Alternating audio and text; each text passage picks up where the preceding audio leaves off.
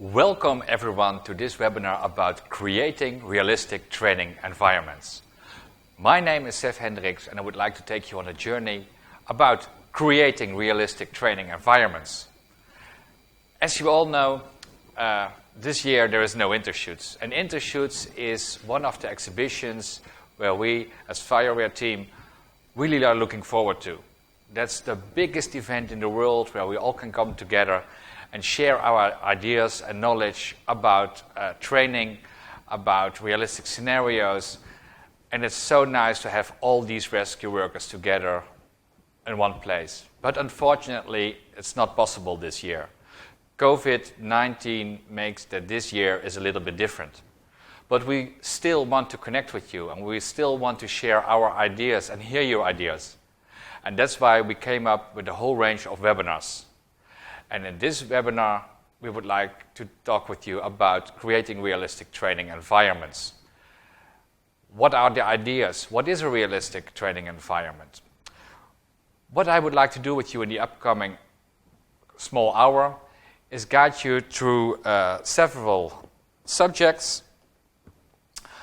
I would like to talk with you about theater technology. As you might know, FireWare's origin is based in the theater and in the film industry.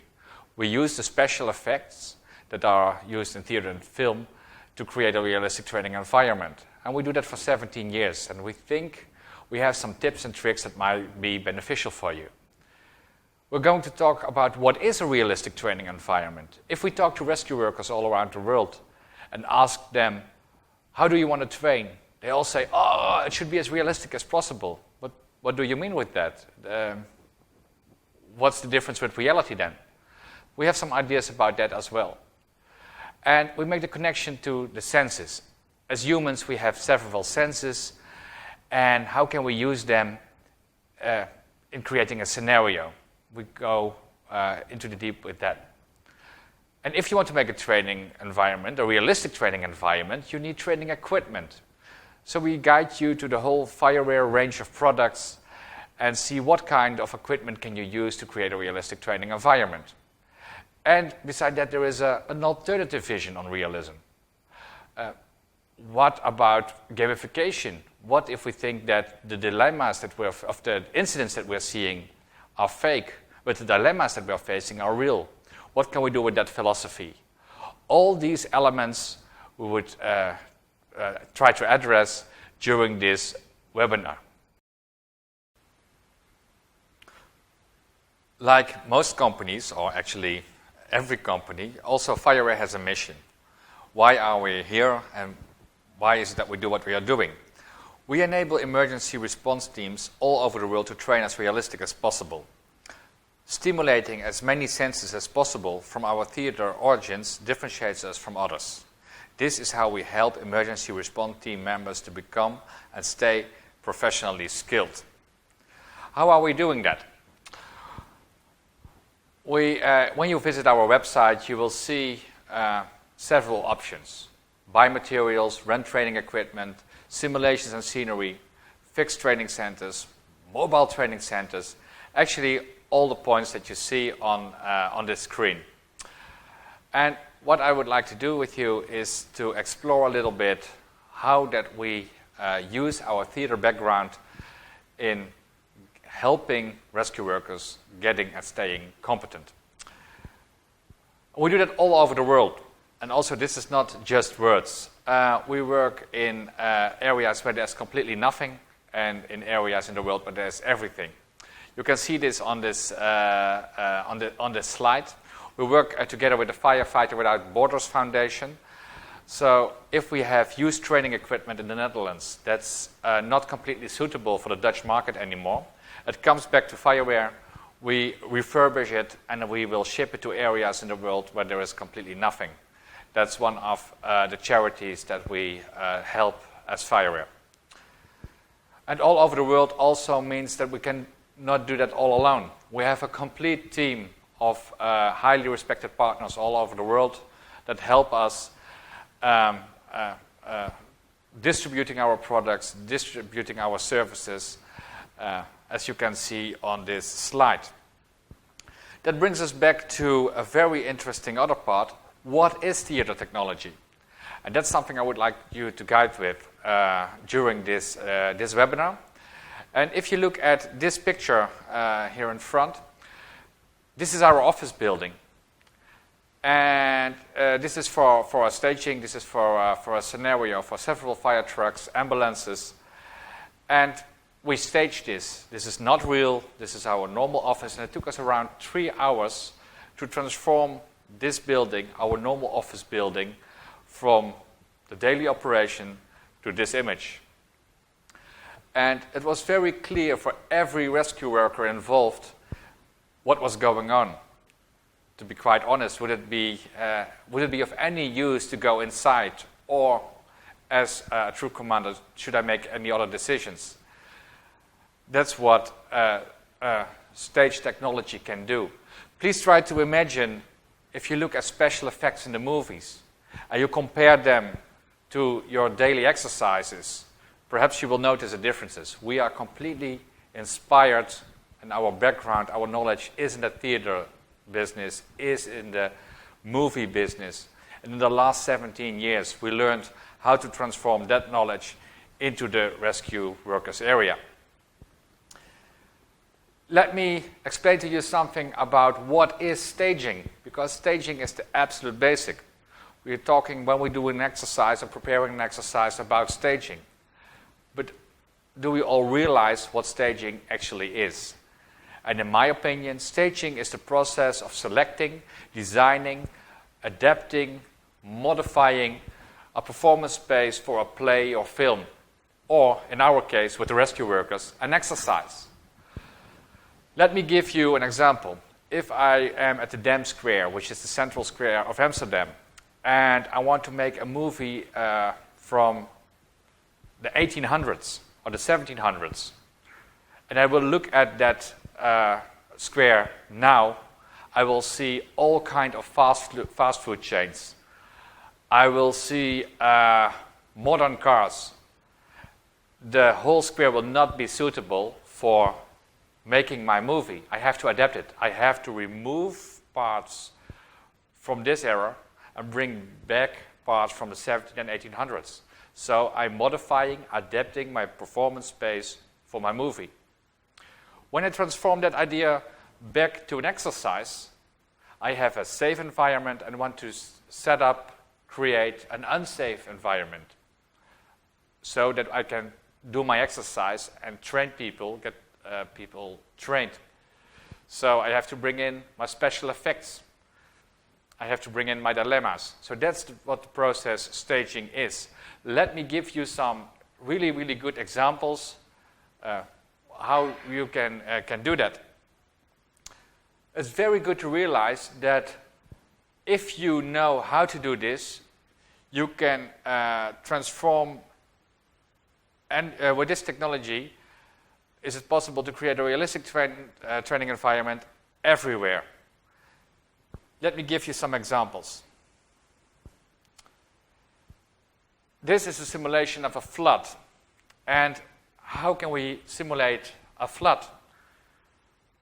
That's not that easy, because we can't just flood a complete village. Insurance companies will not be very happy with that. But if I want to practice with my helicopters, I want to practice with my lifeboats, I want to practice with all the rescue workers involved, how can we simulate something like that? This particular image is from FireWare. FireWare was one of the biggest flood exercises ever held in Europe. And as FireWare, we did the complete staging for that exercise. What we actually did is we took a lake, get some pontons from the army, built rooftops on top of it, and we anchored these rooftops into the lake. Besides that, we modified the land maps. So we removed the lake and make artificial or virtual villages, roads instead. So all the rescue workers had modified road maps. This is how we simulated a big flood like this. I really, really, really love this picture. And this gives the whole origin of what staging is about. If people go away from the water comes up, they have to go, they have to leave everything behind. They take everything what they can with them. So these cars are completely packed with all kinds of equipment. As you can see on this particular image, the left one. How many of you have ever tried, when you do a rescue exercise into a car, completely fill it up and stack it with furniture? Most of the exercises done with cars in the world are done with empty wreck cars without any luggage, which is a shame, because if you do it in a proper way, you will get a complete different way of staging other dilemmas. Perhaps you should try it. This particular set of images is in a hospital evacuation. Once again, all these images are real exercises. It's no after effects. It's not a movie. There are real firefighters doing a real exercise on a real evening. And everyone has the same view. Everyone has the same image. And this is a particular way that we have used the smoke machines in the fire simulation to create this image for all the firefighters and hospital people involved. I will teach you or tell you more a little bit on how you can, or what kind of equipment that you need to create these images. Like this, we also can do forest fires. It's with the heat coming up and more severe weather, forest fires are very hard to train, especially when you do not want to damage the environment. Here you see an image that we can do a non-destructive forest fire simulation. And another one of my favorite images is this one. Every firefighter in the world understands that smoke and heat goes up. So why is it that most firefighters during a training use their smoke machines in a horizontal way? It makes no sense for me. So a decent smoke machine for fire training should at least be possible to make a vertical smoke, as you can see on this image. And you will see another little surprise, that we can create the optical illusion of black smoke. The smoke coming out of the smoke machine is completely white, but we create an optical illusion to generate the black smoke. How does it work? I can quickly explain it to you. If I would have a torch and I would shine directly onto my hand, everyone would say, this hand has the color of flesh. Would I rotate my body and I would bring my light source from the back, it will become a silhouette. And the silhouette, my brains will say, this is black. And if you look once again back to that picture, you will see that the lights are below the smoke, and that's how we create the optical illusion of black smoke. You will also see the neutral layer. There is a very clear view on the floor and a very dense smoke on top. These are the things that we think are important in fire training and things you can do with our smoke machines.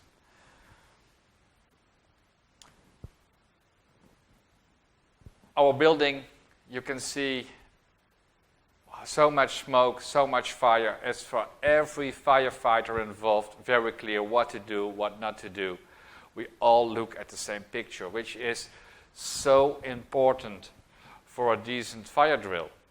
Of course, because we work with simulated fire, it's not possible to put liters and liters or gallons and gallons of water on top of it. And these are not the drills to train your nozzle technique or things like that.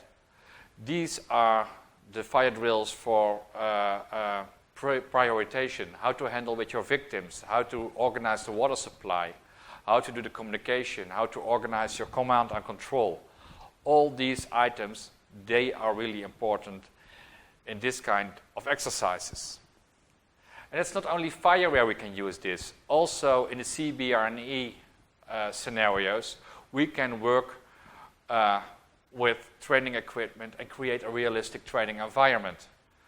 If it's about empty vessels into a pond, or we're working with a truck where a haze or a damp or comes, or a gas comes out of a container. Did you know that you can simulate this with most smoke machines? You only have to remove the smoke liquid and bring in demineralized water instead. And you will get a much more dense and more haze-like, steamy-like leakage or leakage simulation. Just a small tip. Another thing that I really, really love is creating dilemmas. This is one of the pictures we took we did during an exercise in the hospital. The firefighters involved were drilled. When it burns, the most important thing you have to do is get the people out. Even if you have to drag them with your on the hair, it doesn't matter. Just get them out. But what if your victim is connected to a spreader on a fixed operation chamber bed? That's the moment that you have to start thinking again and do the procedures that you always have learned, apply to this specific situation. That's creating dilemmas, and that's the real power of staging. This is a tunnel fire we did in Utrecht, one of the main cities in the Netherlands. There was a brand new tunnel, and they really needed to do an exercise in there, but it should be non-destructive. You can imagine if you bring big fires, lots of smoke into a tunnel and lots of heat, all the actual installations like the cameras are getting demolished, and that's exactly the place where we do not want to be. So really proper staging is about creating a real realistic image, creating real realistic dilemmas, but being non-destructive for the environment. So adapting your performance plays for your play or exercise. If you want to get more information about all kinds of exercises that we can do, or that you can do, please have a look at our website. We categorize them, and let me take you through that website and see what we can do. So if we go to the website, which is www.fireware.nl, you can select your language, of course, in this kind of English. You will find here an area called Simulations and Scenery. If you go to that area on the website, you will find first aid scenarios, large fires, CBRNE, aviation, all kind of big incidents that we have simulated. You can find here to get some inspiration. So if you go to industrial incidents, you will find all kinds of industrial incidents. Let's go back. Large-scale fires. So if you're looking for some inspiration, please feel free to go to our website and see in, once again, simulations and scenery, all kind of different scenarios. We have seen several images. We have seen images from so many exercises and how to create a realistic training environment. The next step is how can you do that yourself? And at least what kind of equipment do you need for that? Probably you all know smoke machines, because that's the most common piece of training equipment there is. But also there we will see there are a lot of differences. I would like to guide you through how to select your pieces of training equipment to create a training environment that fits your training needs. And for that, it's very good to understand that if we look at training equipment, it has to address one of our senses. As humans, we have 5 senses. We can see, we can hear, we can smell, we have taste, there is touch. We can feel heat, we can feel vibrations. There are all kinds of things that we feel, which is very important to understand. And it looks totally obvious, but it isn't. In a realistic training environment, we address every sense in the most realistic way possible. So we make that it sounds as realistic as possible, it smells as realistic as possible, it feels as realistic as possible, and it looks as realistic as possible. And if possible, we can add taste to it as well. But these are very specific scenarios, and perhaps we go up that in a follow-up scenario or a follow-up webinar.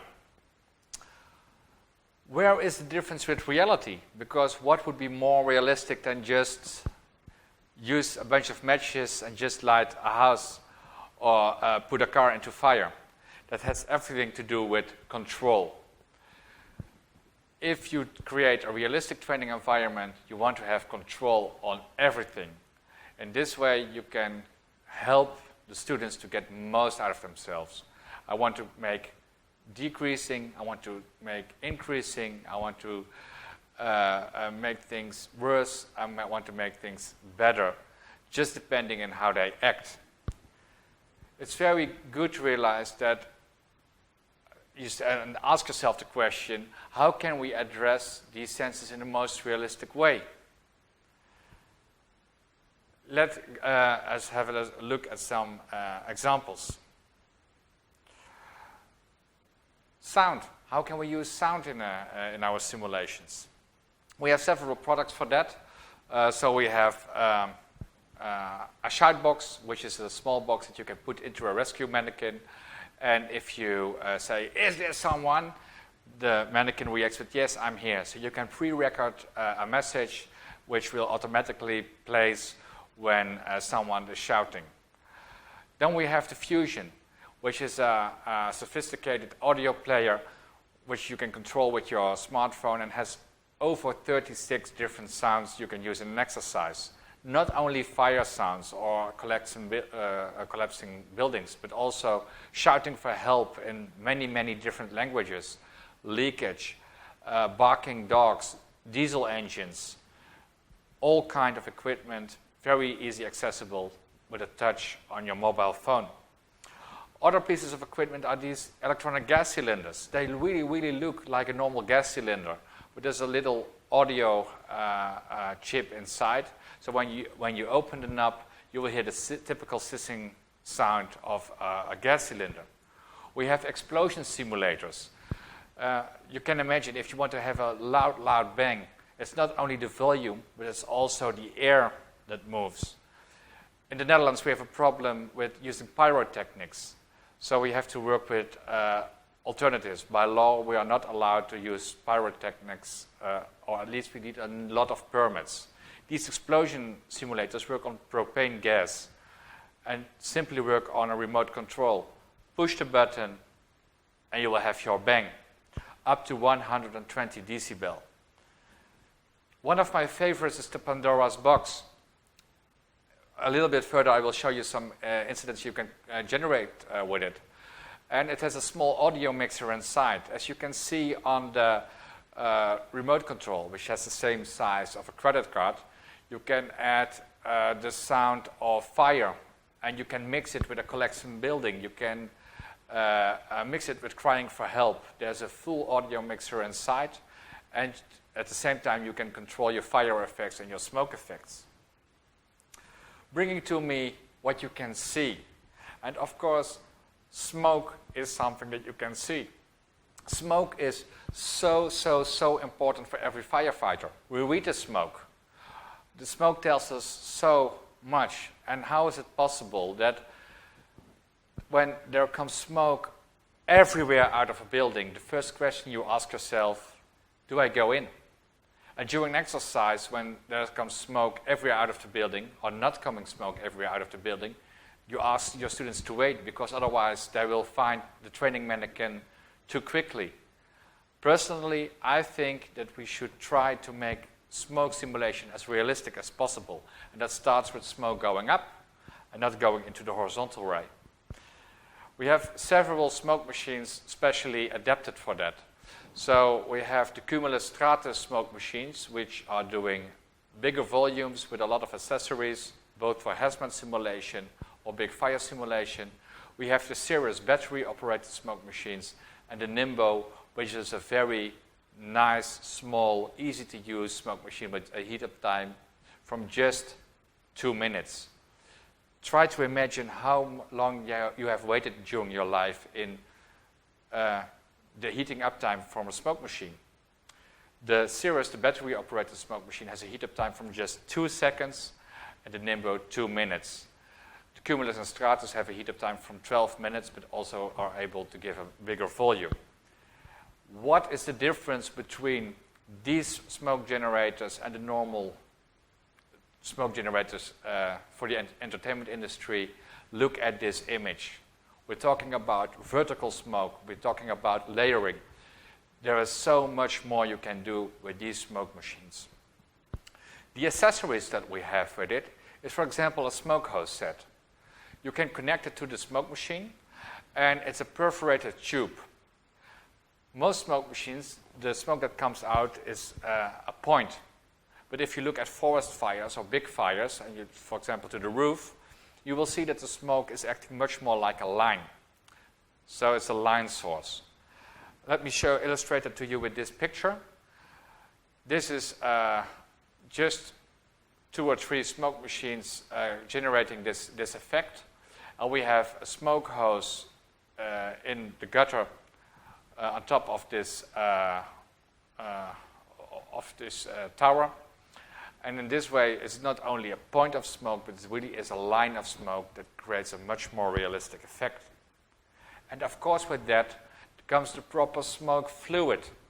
We have very light smoke fluids with no residue at all, up going to really sophisticated smoke fluid for forest fire simulation, which gives a very thick, dense smoke that holds up for more than 2 kilometers in the open air, and 2 grades in between, a universal fluid and a fluid for bigger spaces. There are places where you're not allowed to use any smoke. So we have the Nebula. The Nebula is an augmented reality mask you can put in front of your glasses or for your BA apparatus. We have several modification pieces you can see on the picture below that it also works on your BA. And with the remote control, you can give more or less smoke. Up to 4 masks in a set, and you can make 4 groups, and you have an unlimited amount of masks in a group. Ideal for if you are working in hospitals or places where you cannot work with artificial smoke, or when you are training people. As an instructor, you want to have a clear view on your student, which is much harder when you fill up a smoke completely with smoke. So we have seen smoke, we have seen sound, and then of course we will need fire. So how can we simulate fire? One of our most popular products is the mini silk flame. As said, it's just a very small flame, but it's ideal to generate, for example, pot fires or things like that. If we want to go a little bit bigger, we have the Phoenix. The Phoenix can make flames up to 2.5 meters. That's the stretch length, so the actual view is around 2 meters. That's where we make this kind of images with. Of course, not only one, but we use several for an image like this. And there's also not one smoke machine, there are several. Because when you are in a big fire, you have a lot of smoke, and in a big fire, you have also a lot of fire. So you will need more units. And another one is a fire spot. And the fire spot is just a very simple, easy way to project the light of fire to a smoke curtain. And then with that you can generate images like this. We use them a lot for forest fire simulation, big building fire simulations. Especially when you use them in bigger amounts, you can create amazing effects with them. As told in the part from the audio, the Pandora's box has 2 lights. You can see them into the case. You can modify them in how they blink and how they are flashing. And this is a very easy tool because the Pandora's box is battery operated. The smoke machine inside is battery operated. You can all control them with a remote control. So the setup time is less than 30 seconds to create images like this. For an evacuation drill, for a small fire, with one fire truck, an ideal way of simulating fires. And of course, we have now have seen smoke, we have talked about audio, we have talked about fire simulation, so where we cannot put any water on top, and of course we want to feel the heat. And for that we have also some series of training equipment. You can combine them with the smoke machines, you can combine them with the fire spots or with other pieces. And for example, that's the Vesta. Let me give you a small impression what we can do with the Vesta. And this is a movie that we made on Hanover Airport. And the Vesta is a really, really, really small fire simulator. It fits in a box from 60 up to 40 centimeters. And we just wanted to know what happened if we put it in front of a crash tender. There is completely no need in doing this, but it's so much fun, so that's why we did it, and that's why we made this movie. And it holds for the whole time. As you can see on this movie, we do 300 liters a minute at 40 bars. It's battery operated. Everyone, all the people that design training equipment at FireWare also work in the rental department. So they understand what equipment how equipment is used, how it will be abused, because there is a saying, don't be gentle, it's a rental. And that's how we work at FireWare. So when we develop our training equipment, we work with that ourselves. And that's what you can see also here. You see the adaptation pieces, so we have pieces that we can put on top of it and use an auxiliary output to make extra fires.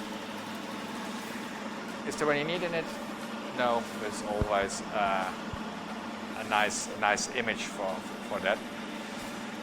Beside fires, there are also other things that we can do. We will have a quick view in how the crash tender tried to extinguish it, and we see that with the water, because the Vesta is very light, it moves through the water pressure, but the flame is not going out. Besides that, check. We do.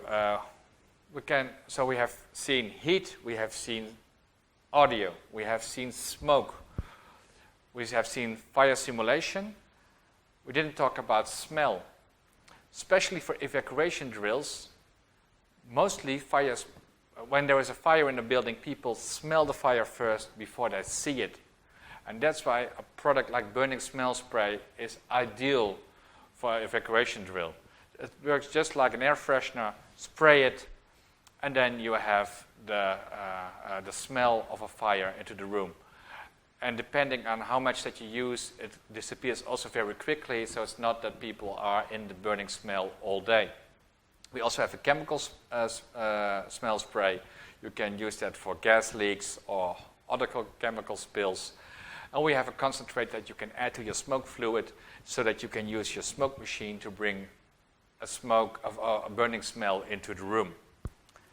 There is a whole range of CBRNE training equipment, like the signals that you can put on a container, on a drum, or color liquids that you can use to give water the color of a specific chemical to make your drills much more realistic.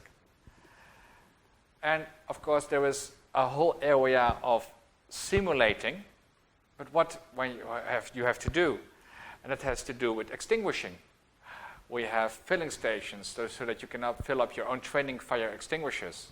So it's very, very cheap and saves you a lot of logistics costs in using your training extinguishers. And a new product is the LED extinguisher. I get one for you. This is this one.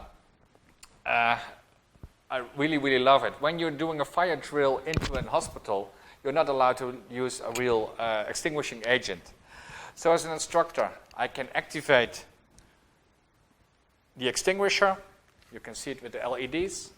It has the real weight of a real extinguisher. And when I pull the plug, it has the real sound.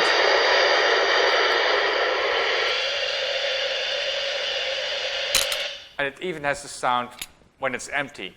So the duration of the sound is exact as a real extinguisher would be. Put it away again. And with the remote controls, it's very easy to interact with your student. When he does it right, the fire goes out. When he does it wrong, it will not go out. And when he walks away in the wrong way, you can reignite just by using your remote controls. Then there is a whole range of demonstration products for positive pressure ventilation. And besides that, we have interactive training experiences that you can do a full exercise with iPad control, immersive rooms. So the sky is really, really, really the limit. This was just a very quick overview of the products that we have as FireWare and that we manufacture as FireWare. Every product, all our products, we organize and categorize on our website. And let me show you quickly how to get there and how it's organized.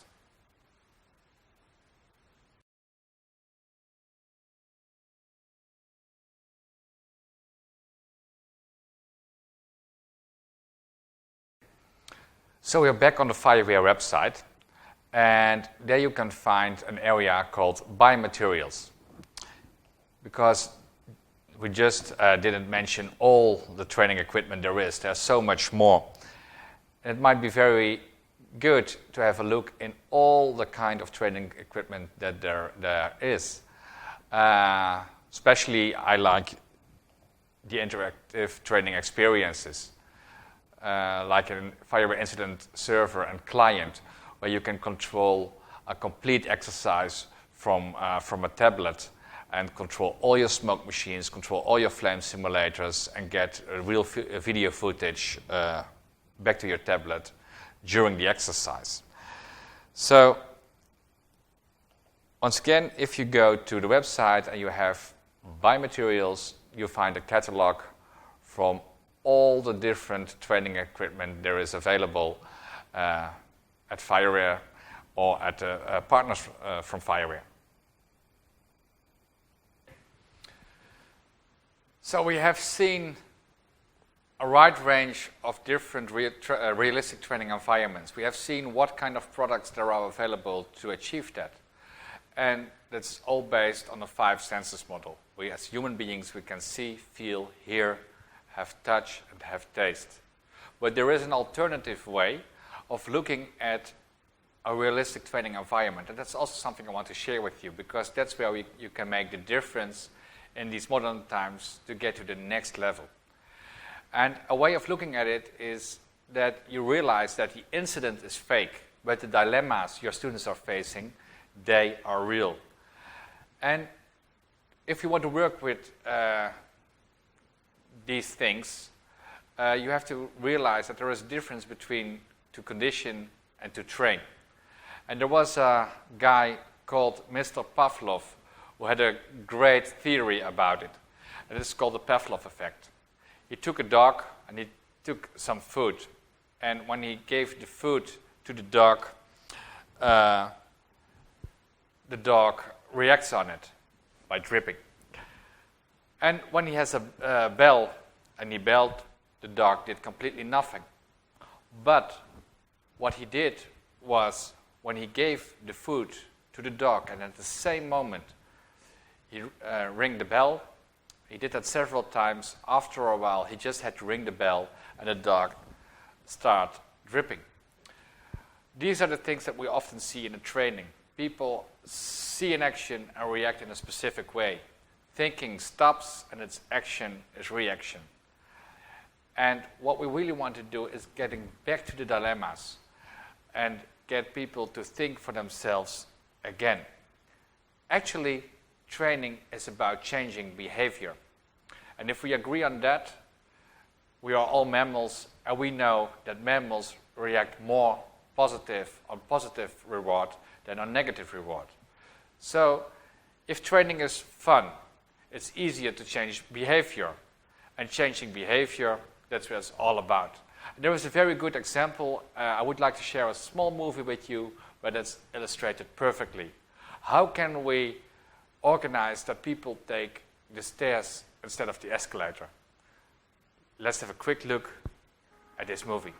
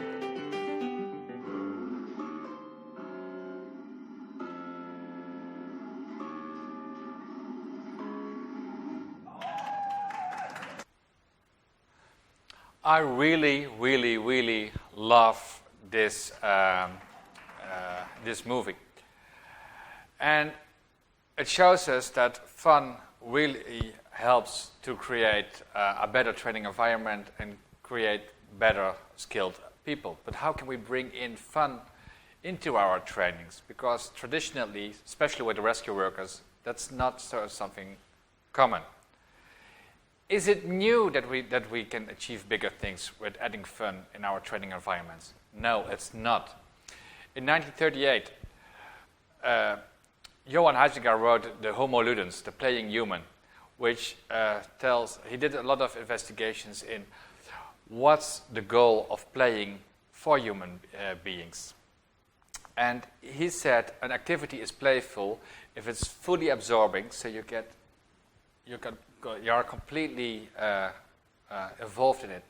You can see it with children when they are gaming. It's just the gaming that they are doing. It's completely something you want to do. It's intrinsically motivated. And it includes elements of uncertainty or surprise. If you know exactly what is going to happen, it's no fun at all. And it involves a sense of illusion or exaggeration. Things are made bigger. Things are making a little bit different. There is a twist. And play comes from that we humans want to imitate, to relieve stress and prepare ourselves for more serious actions. Think like kittens that they are playing. They are preparing for hunt. And an exercise is nothing more, nothing less than a play that we're doing to prepare ourselves for a more serious situation. If we keep this in mind, we can create a lot of other realistic training environments. We did at FireWare a lot of research in using this technology, this theory, integrate that into training center, into our own training programs for instructors. We train instructors how to use special effects during exercises.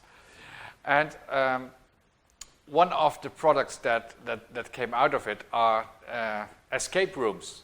These are rooms where the students are locked up, have to solve all kinds of puzzles and learn from the skills that they need as a rescue worker.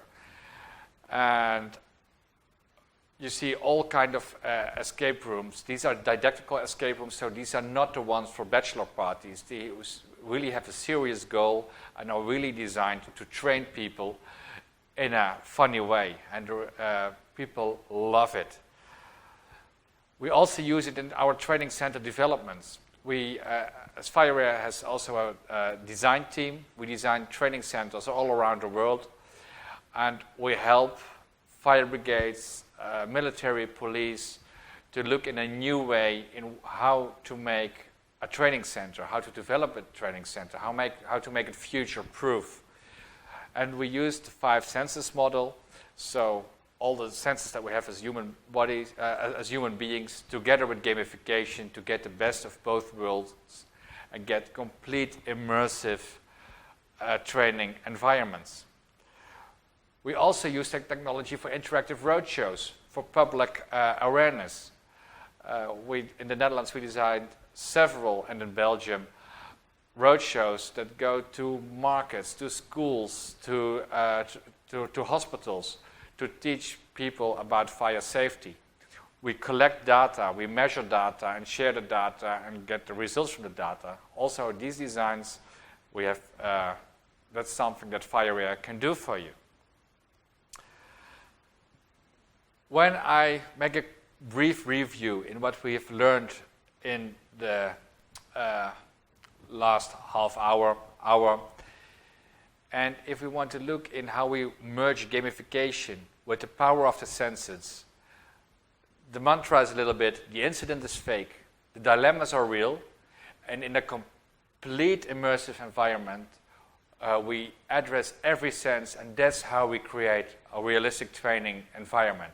And that's how we can help to get these rescue workers ready for the job, to get and stay competent.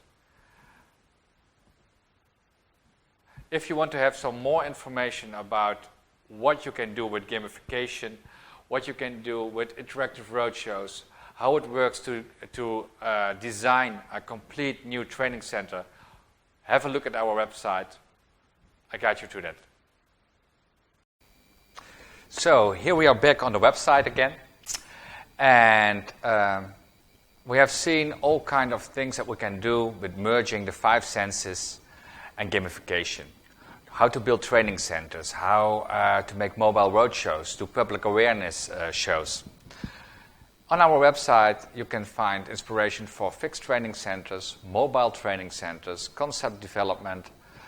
One of the core values of FireWare is co-creation. We always work together if we create a new training center. So we really work together in a process like that.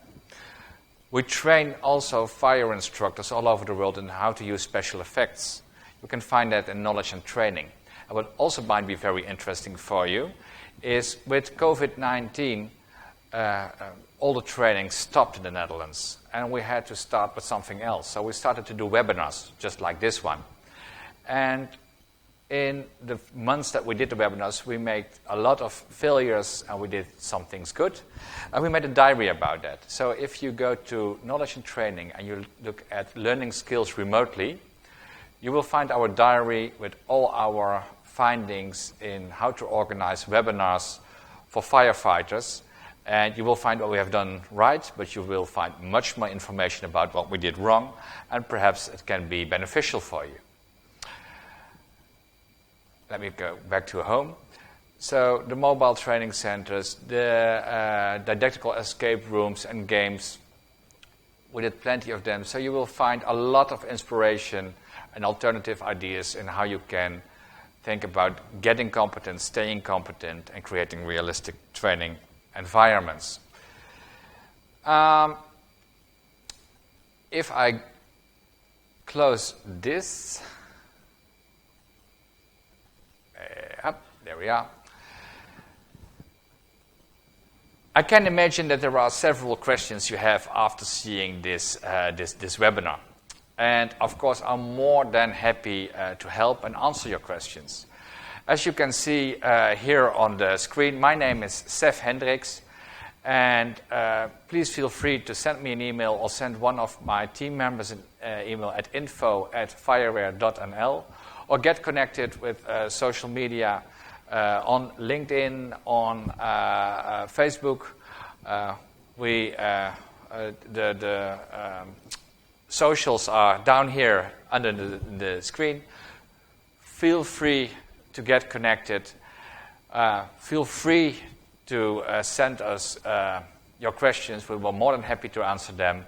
And I really, really would like to thank you for the attention on this webinar. Thanks a lot. Bye.